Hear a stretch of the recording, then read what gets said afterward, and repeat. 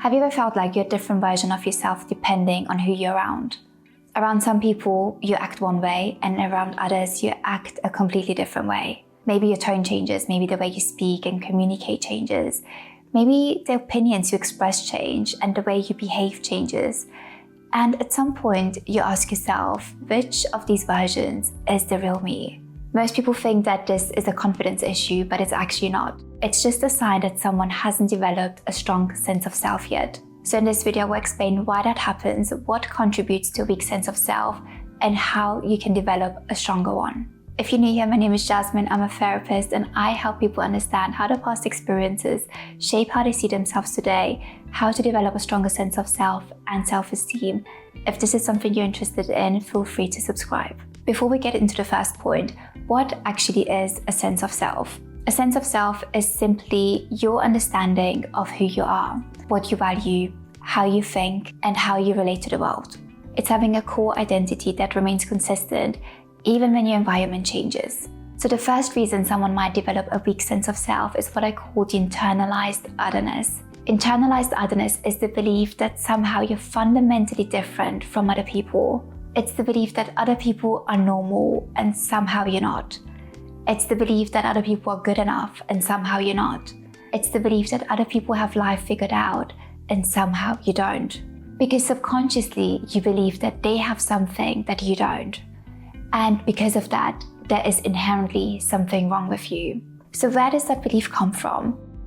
That comes from a level of identification with your past trauma. And what I mean by that is you probably had some painful experiences in the past, maybe some sort of trauma or a stressful experience that you had. And now you identify with that experience. That experience has become part of your identity and who you are. So it's not anymore about you've experienced something in the past, but more so about you have become your experience. What you've experienced and who you are have essentially become the same thing. And if you have that belief that something is fundamentally wrong with you because of what you've experienced and what you've been through, you stop trusting yourself, which leads us to the second point of why you have developed a weak sense of self, which is lack of self-trust. When we speak about confidence, when we say someone is confident or we want to become more confident, what we're really saying is that we want to learn to trust ourselves more, because confidence at its core is self-trust. And there's this misconception that confidence is a fixed personality trait. You either have it or you don't. But that's not true, because a person can be very confident in their social skills and social abilities, but not be so confident when it comes to public speaking. And what that means is that they have practiced their social skills so much that they trust themselves in that area, but maybe they're not as practiced and experienced when it comes to public speaking, so they do not trust their skills in public speaking. So confidence is not a fixed personality trait, it grows through competence. What happens when you have a weaker sense of self is that the lack of trust isn't about one area of your life, but it's about who you are and your whole self. So you don't trust yourself in knowing what to say, you don't trust yourself in knowing how to think, what to feel, how to behave, how to act. And essentially, you don't trust yourself in who you are. The way it shows up for most people is not trusting their decision making and call it being indecisive. Indecisiveness isn't actually a personality trait. It's not that some people are born decisive and others aren't. Indecisiveness is the consequence of your lack of self-trust. You struggle to make decisions and are therefore indecisive because you don't trust yourself and you don't trust your decisions. So on a deeper level, you don't trust yourself to simply be who you are. The underlying belief is that what I feel is wrong, what I think is wrong, and what I do is wrong. And that results in constant self-doubt and looking to others for direction. And essentially, when you don't trust who you are, you stop expressing yourself authentically, which leads us to the third reason of why you have a weaker sense of self: lack of authenticity. The inability to be your authentic self comes from the belief that there's something wrong with you, and therefore you need to hide who you are. Because if you are your true authentic self, other people will see that there's something wrong with you, or that you're not good enough, or you're not normal. So the belief is there is something wrong with me. Not I did something wrong, but I am wrong. And the underlying emotion is shame. And what shame does is it makes us hide. Because you believe there's something wrong with you and you don't want other people to see that, you cannot be yourself, you have to become someone else. And the way it shows up is through performing, pretending, or adapting. So you might adapt, meaning you might become like the people you hang out with, so your identity changes based on who you're with. You might pretend, so you might copy your friends or people on social media, or you might perform, you might become the person who you think will get you approval and external validation. So your identity is shaped externally and not internally. And that really creates a disconnection to yourself, because when you're not around anyone, you don't actually know who you are. You just genuinely don't know how to behave, how to think, and who you are. And the message you send to yourself is that I can't be myself because I'm not enough. And when we feel like we're not enough and we can't trust ourselves, we can't accept ourselves, it's very damaging to our self-esteem. It's impossible to feel good about yourself. And self-esteem is just the way you see and value yourself, whether you believe you're inherently good enough. So if you've listened to these points and you thought, okay, I resonate, but what do I do about this? I will now walk you through the solution to each of these problems. So the first one is internalized otherness, and the antidote to that is acceptance.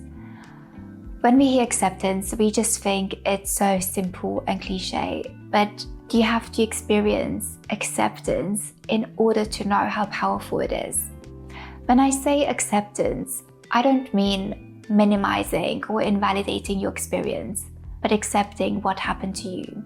And when I say this, I don't say it lightly, because I work with people who come from an extremely painful background of having experienced incest, having been abused by people who were supposed to love and protect them the most.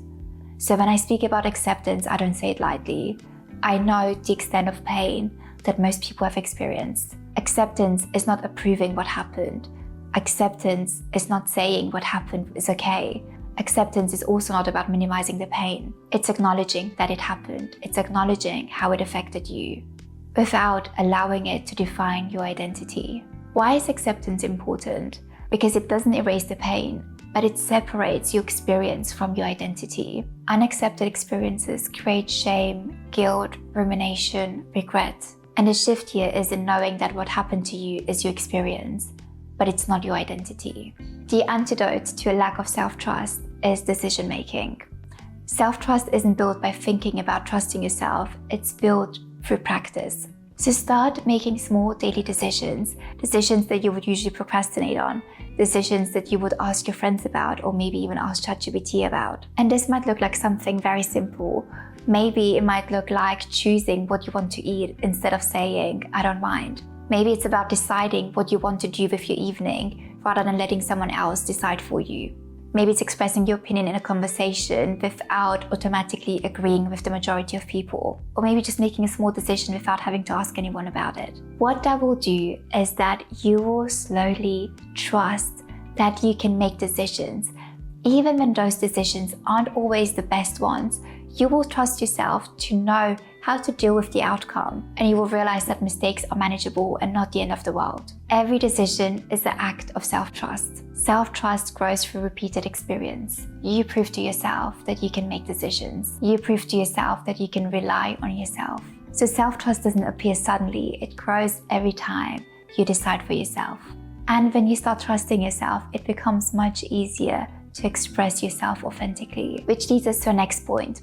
The antidote to a lack of authenticity is play and being spontaneous. When you struggle with authenticity, you overthink interactions beforehand and afterwards. Beforehand, you're mentally preparing for the conversation because you're trying to rehearse how to be and who to be.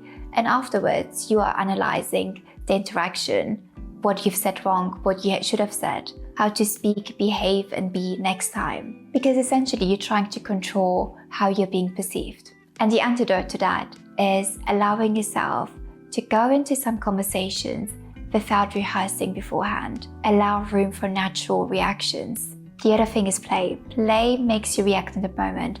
Play doesn't allow room to analyze and overthink. For example, when you think about children, all they do is play, and children are a beautiful example of authenticity. And the reason all they want to do is play is because they don't have to think about how to be and what to say and how to behave. They are just being themselves. And play creates the same result for adults. For example, when you play a game with friends, you don't have the time to think about how to react. Your reaction happens instantly, it happens in the moment. And that's exactly what authenticity is, reacting naturally in the moment instead of overthinking how you should be. So do fun activities with people, do things that make you laugh, play games, and do things that keep you in the present moment and not in your head.